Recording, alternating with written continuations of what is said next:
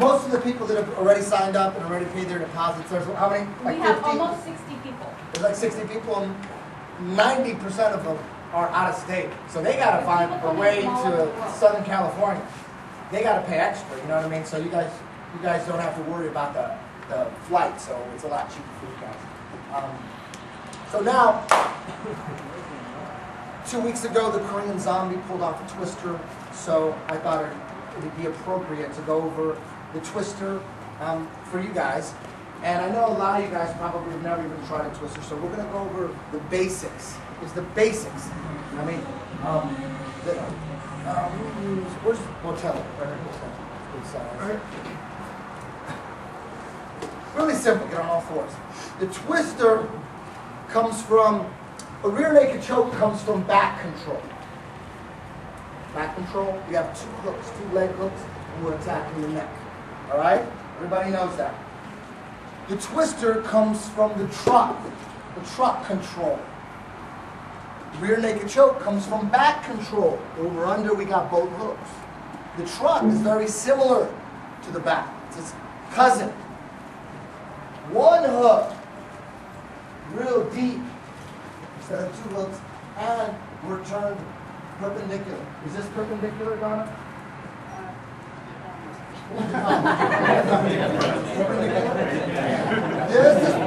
This is parallel, right?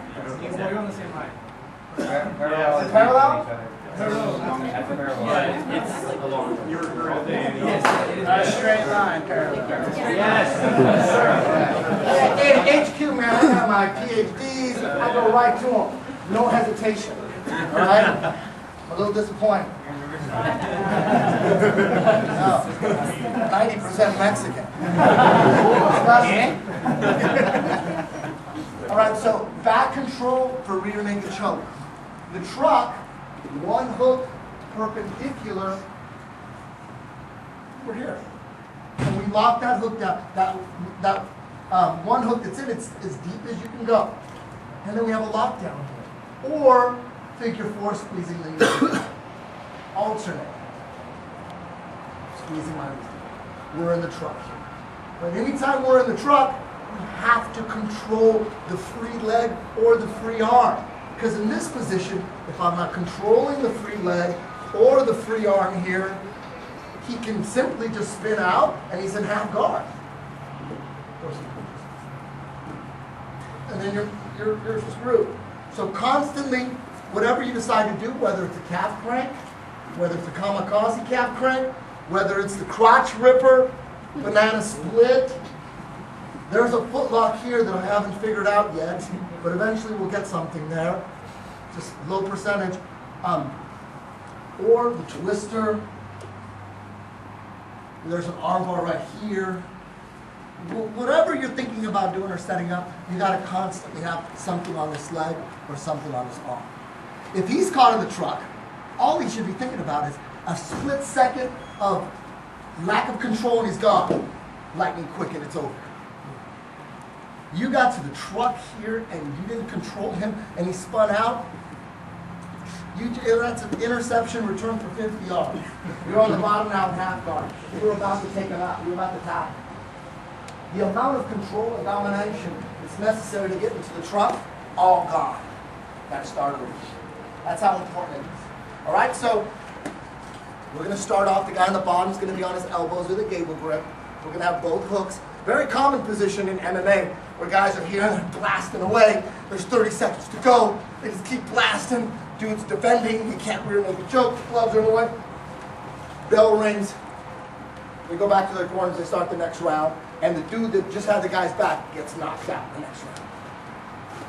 So the goal, the reason why the truck is so important is it's a whole other dimension. All those submissions that I ran through, it's a whole giant bag of tricks that your opponent has to have a defense for and worry about, as opposed he just has to worry about the rear naked choke. He knows how to defend that rear naked choke. He's going to survive. 45 seconds to survive. He's going to survive. You got to have options.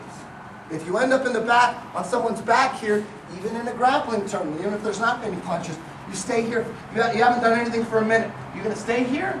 You could stay there and then possibly just, force that rear naked choke. That can happen. Or you have decisions.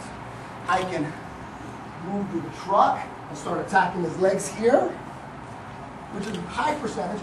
Or if we can get a deep hook in here, we go to spider web. Attack a whole different way. That rear naked choke, but it's not working. Okay, so it's really about options. And those are the three spots that I want to be. I want to be on the back, I want to be in the truck, I want to be in spider web. That's first and goal on the one. I would rather be in spider web more than anything. That's the most dangerous spot, but you can't always get there. You can be on a guy's back, decide to go to the truck.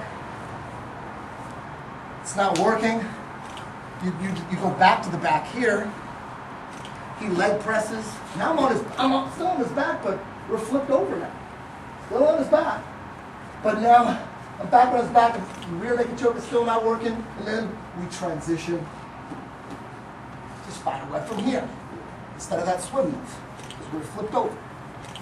All those transitions, so we basically went back, truck, back to the back, but flipped over to the truck. The goal is to be able to go from all those are the three death spots right there. That's where you want to be. That's the goal. The mount is also a great spot where you can end the fight. Not quite as good as spider web, the back, or the truck. The mount's really good. It's a good place to transition to spider web. Or take arm triangles there too, or get into mono mount.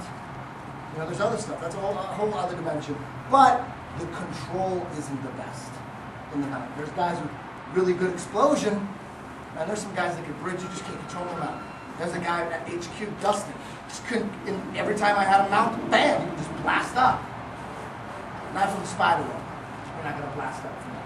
Okay? So back to the lesson at hand, we're going to choose the truck option.